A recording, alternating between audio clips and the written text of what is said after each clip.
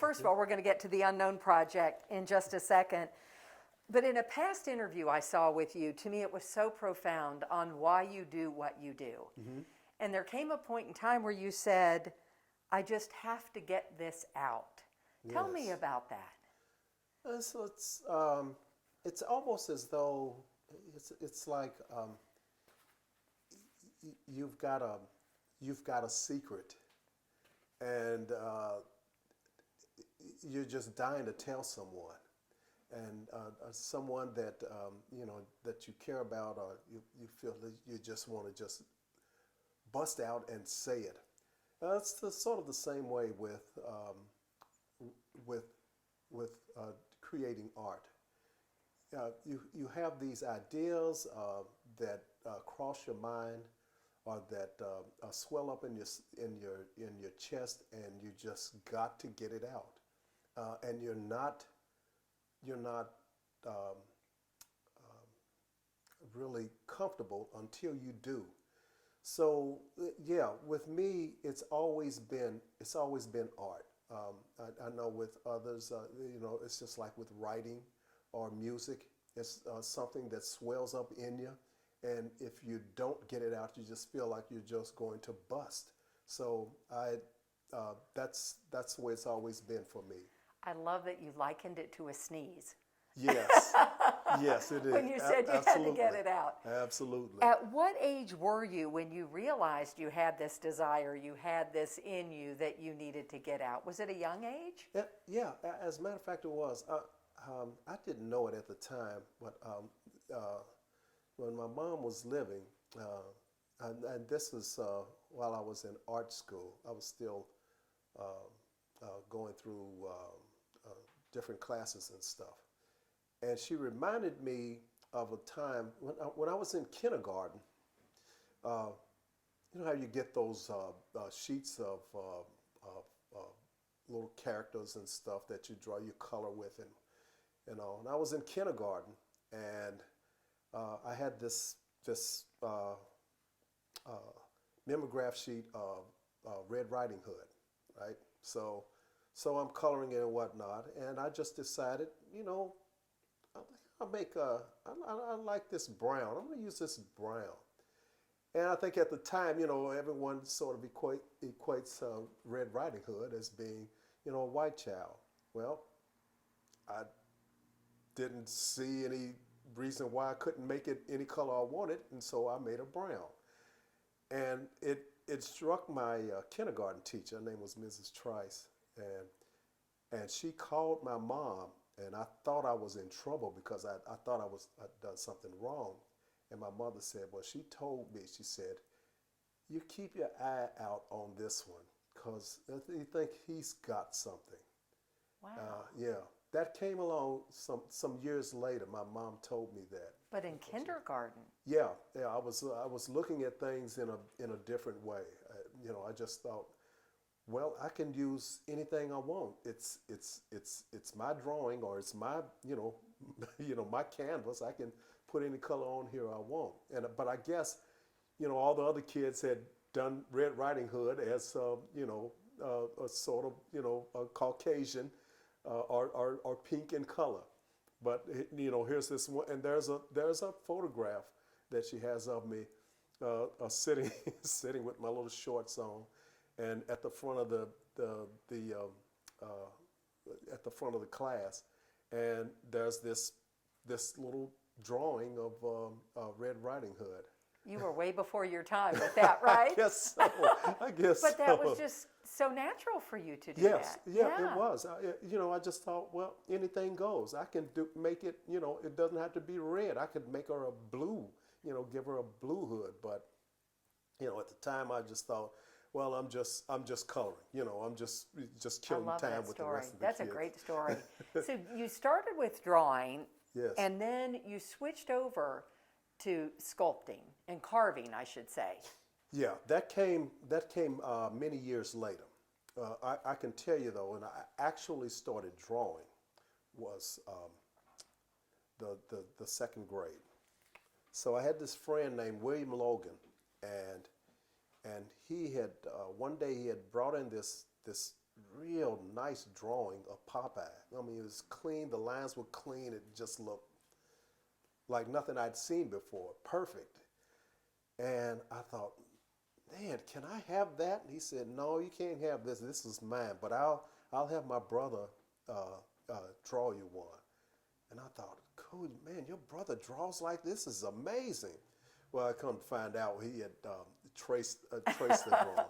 So, but he brought me a copy of it in, and I took it home, and I'll never forget. I just when I first looked at it, I just thought, wow, this is just amazing work. And so I would take paper and put on top of it and trace it. Now, after a while, I thought, well, I'm going to try drawing this without putting paper over top of it. And so I set it to the side, do a little drawing. And then before long after that, I was able to just think about that drawing, and I could see it in my head, and I still remember the lines that I used, and so I could draw it just by thinking about it. Wow. And so I went on with that, and then and I just started drawing different things. When I found out that I could do that without looking at it, that I could just think of something and put it on paper. And when you roll forward a little bit more, by middle school or junior high is what we call it, junior high school, I was there were other artists in my class, and it was mostly guys. They'd come up with their own superheroes, right? So I had mine, which was called the Demon, and it was called the Demon because back in the day they used to call me the Devil because my eyebrows went up like a, and I always for years and years I always got teased and talked about. So I came up with this character called the Demon. And the other kids, they had like the boxer and all these different characters. And we would draw our own little comic strips, and we would trash each other's superheroes, right? So then, and roll forward a little bit more, by the time I reached high school, I started drawing objects, just things like my dad's old work boots, his work goggles and gloves and stuff like that. He worked at International Harvester. And I really started thinking about pursuing art as a career. But at that point, I hadn't had a show or anything. And I'll never forget my English teacher. Her name was Miss Elmore. She's passed away now. What school? Shawnee High School. Shawnee High School. Same as because you're a in Louisvillian. Yeah. Okay. Yes. I came along later, but my English teacher saw my work. Because I was always getting in trouble. I was doodling all the time and whatnot, and she saw some of my finished stuff. Wasn't that good, but she saw it. It meant a lot to her. She was just really. She said, "What are you doing with these?" And I said, "Well, I drew these." And it's like, what? It's like, you should be displaying these. And I said, how do I go about doing that? So she, outside of the classroom, there was, you have the display cabinets and stuff. And she took a bunch of my work, and we got some of it framed up, and she put it in there. And so that was, and seeing my work up, and it sort of collectively, to see the progression of the work, I thought, I think I really do want to do this. But that teacher really showed you what could be to a Yes. degree that once you put it in a frame, you could see, Yeah. oh, okay, this is different now, Yeah, right? yeah, completely. Yeah. I mean, they always say that when you're doing art, it's 10% inspiration and 90% perspiration or something like that. Anyway. But she kind of changed the trajectory a little bit. Yeah, she did. So when did you make the switch to sculpting? And then let's get into that just Okay. a little bit. So the sculpting came along after I left high school. I went into art school, and most of the things that I did, I had some amount of dealing, handling materials and making something with an instructor, Skip Kebyman. He was our 3D, sort of our 3D instructor, but most of that was done, like cutting out wood and putting it back together and whatnot. But at that point, I hadn't really thought about actually creating something in my language three-dimensionally. I was still when I went to art school, I was a painting a major, and drawing was sort of it was like a second, like a second minor. But drawing has always been my first love. So after I left art school, I started working at the Natural History Museum downtown, and I was able to do that because we had learned how to work with tools and stuff in school, and working with bandsaws, table saws, that type of thing. And at that point, I was still painting, but I'll never forget. I was coming home from work one day, and I was just really thinking about art, and I was getting a little frustrated about sitting down at an easel painting. And I had approached the bank. There's a bank on 7th and Muhammad Ali. Well, this car had jumped a curb and struck a marble column. And all this, just left a mess. They had these workers. They were cleaning up the debris from the accident. And I saw this one chunk of marble. It was just laying there, and they was still hauling the stuff away. And I was like, "Hey, what are you guys going to do with this?" Yeah. And the guy, he was teasing me, but I was serious. He said, "We'll put it in your car if you want it." And I said, "As a matter of fact, I do." And so they kind of looked at me like, what's the matter with this kid? So, but I had a little Honda hatchback, and they loaded it up and put it in my car, and I took it home, and for weeks I just kind of circled the piece and wondered, what am I going to do with this? Why did I do that? And it brought me back to a time when I was a kid. This was either right at the time I was going to kindergarten or a little right before. I was playing in this empty field next to my house. And I just stopped, and there was this rock there, and I picked it up. And when I picked this rock up, there was a sensation that went through me.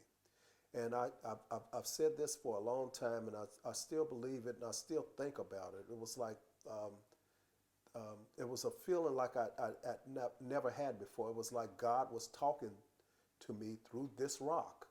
And but I was just a kid then, and I just threw the rock down, and I just kept on playing. But I'd always thought about that. It's like, why did I have that sensation at that time, and what did that mean? And so then you roll years later, and I'm thinking, that was a message to me. It's like, well, this is what you'll be doing. You're connecting the dots of what yeah. So then that marble, I'm assuming at the beginning it was felt like an albatross to a degree, like, oh Lord. Yeah. But when did it change from that, where you started envisioning what it was going to be? Well, I think that those years of like drawing and playing around and just being free to be able to do that transferred over to that rock. It's like, I'm not going to think about this too hard. I'm just going to take this. I took a regular household claw hammer and a screwdriver, and I just started hammering away at it, and it eventually turned into a semi-abstract piece of a bird. It was called.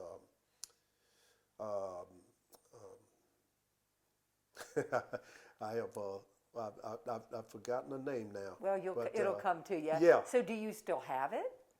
No, but I do have a bronze version of it. Years ago, I started thinking about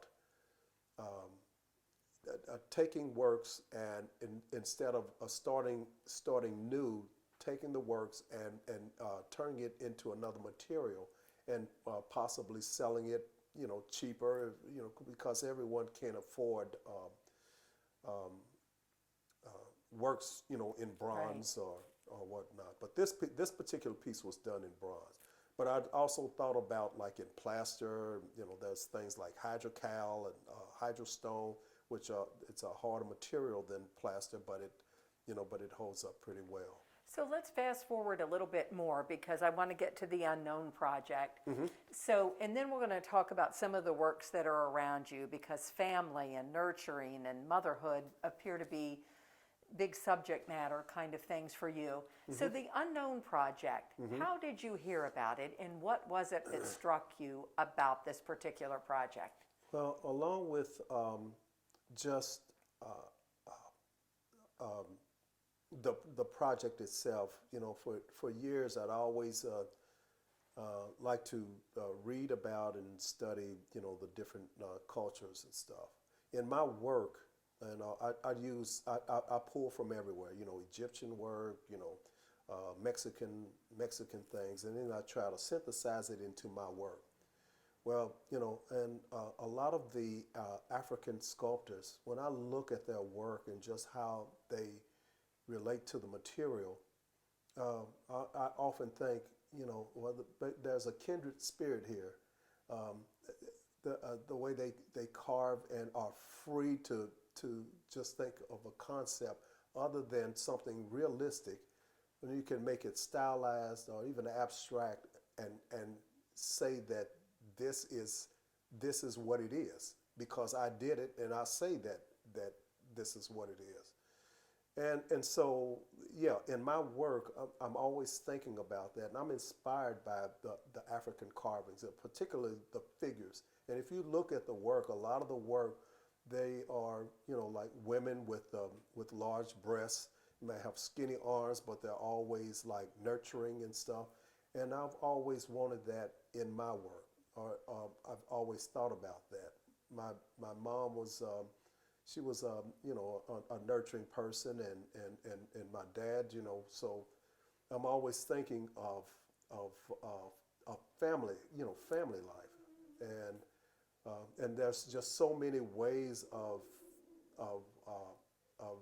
creating that and making it tell a story other than just creating something abstract.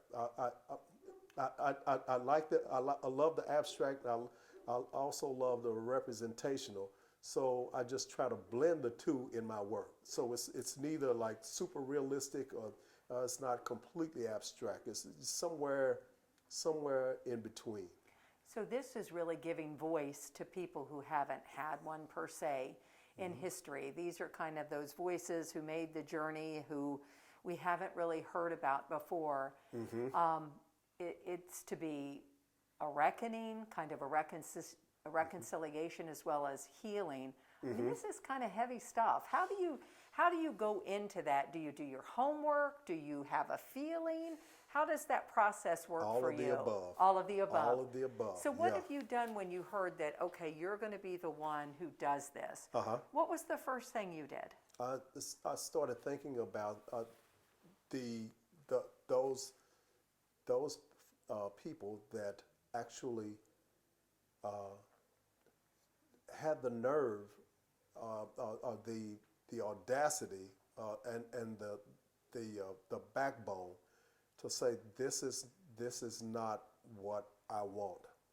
There's got to be a better life than this, and the fact that that you would actually like steal away in the bottom part of a boat, or even understand that like in the times when the river was frozen over, and would actually just just travel across. I mean, that's not just desperation, but that's nerve. That's actually saying, you're not going to dictate me. God created me just like He did you, so I'm not going to allow you to take advantage of me or tell me how I should live my life. I want to do that for myself. So I'll take whatever steps necessary to make it to the other side. So all of that goes into then what your thought process of what this is going to look like. And we know it's going to be in the form of benches, correct? Yes. Limestone Right. benches.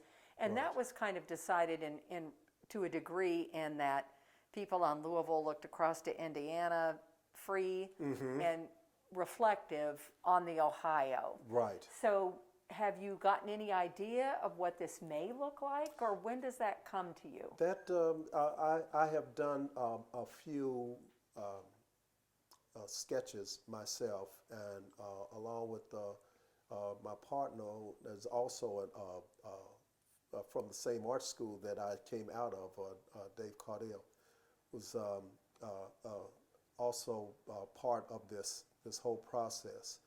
And we're not just we're not just going to take it from our perspective, but from others that are involved. The community is involved. It's a community type of thing. It's family, just like my carvings and stuff. It's about family and protecting the legacy of those that actually had the nerve to demand freedom. I also heard you all say you're going to be talking to young people. Yes. So how will they help inform? When you get all these different voices, are they going to give you the emotions that they're feeling, the ideas? Do you just listen? All of the above. Yeah. Again, there will be those that for their creative talents and stuff, they will put it on paper or put it into words and or perform. That all of that ties into this. This is 21st century now, and it's time for those stories that have been buried for so long to come out. And so, for one person to do it, I guess I could. I'm sure I could, but I think it makes more sense to include those that are sort of the like thinking of myself and Dave and others, Hannah Drake and Josh, and all to include that at some point. And that's not to say that we'll take a design picked from them, but we can take elements from those designs and somehow incorporate it into what we need to say. So forgive the question here, because this is my brain, who's not, a renowned sculptor like yourself. Is there ever a sense of burden, or, when you get these projects that you, I would be going, oh my gosh, I've got to figure this out. I've got to figure this out. Do you sleep at night? Do you wake up in the middle of the night when you have a project that's kind of bearing down on you on when the ideas come? Yeah, the magnitude of doing something like this, and because it's sort of it's a first actually. The sculpture and stuff that's around Louisville has been here for ages and ages, and and I know at some point when pieces were first erected, that people thought about those type of things, but here we are now. There have been some stories that have never been questioned or even thought about, and I think now is the time for those stories and ideas and problems that we had from the other side that were never told are brought out into the open. And so for one person to do it is just, I think it would just be just so overwhelming that I don't think you'd have the same impact as, working with others that Right. have feel And the then same from way. a burden to a gift when you Yes. get all of these things and you realize that this is a collaborative. What are you Yes. hoping it says to people when they visit them? I know it's still a little premature because we haven't really come up with what it's going to be, or you all haven't, but what is your hope for that? That people will be reflective and a lot more caring and open to history the way it really is, not made up or covered over, but out in the open and frank and to the point. For so long Black history was really just becoming a thing when I was in my last year of high school, and it still wasn't enough. So a lot of what I've learned, I've had to go on my own. But now they have a lot of they have Black history courses and and African philosophy courses and that type of thing. But that's in the books. But like when you're out in public, you don't see enough of those type of things to further engage you or get you thinking about, okay, well, this is where we are in in our life and in our struggle, because we all have struggles, but sometimes a particular group or whatnot can be overlooked, and we have troubles too, and then it boils over into what we're faced with nowadays. You have all the demonstrations and protests going on. It's because it's time. Things need to be addressed. The mirror. Yes. The mirror that we've been, Yes. who we are. I want you just to look at one of the pieces here and kind of tell me about one of them and what you're hoping that conveys, because I see, like I said, on your work, so much of it to me is nurturing and mother Yes. and family. Pick Yes. one and just kind of tell me your thought process with it. Well, this first one here is a take from an old show that came on in the 50s. The name of this piece is called Queen for a Day. And on Queen for a Day, there would always be some mother that was had accomplished as a housewife or whatnot. We're talking about the 50s now, and so they were all white. But the concept here is now this is supposed to be the mother, and the figure here is the daughter. So she's hoisted up on her shoulder to and it's called Queen for the Day. It's like, okay, this is my queen for the day. So and she's proud. When I'm carving, I don't put a lot of frilly stuff in there, because I like to keep things, all the forms and stuff, closed up. Because there's a saying by Michelangelo. He's always said that good sculpture should be able to roll downhill. And by that he means, not necessarily you can't have whimsical stuff and everything going on, but good strong sculpture should be able to roll downhill, and when you pick it up, the forms aren't broken off and stuff missing. And so there's also power in closed things. And that's also reflects the closeness of family. When you love someone, you want that close. You're not going to have I'm not going to stand here and you're over there and I'm trying to put my hand around you. Right. We're going to be close together. And so that's what a lot of these represent. if you look, there's actually no holes in any of these. All the forms are, they're either, again, on shoulders or, cradled, or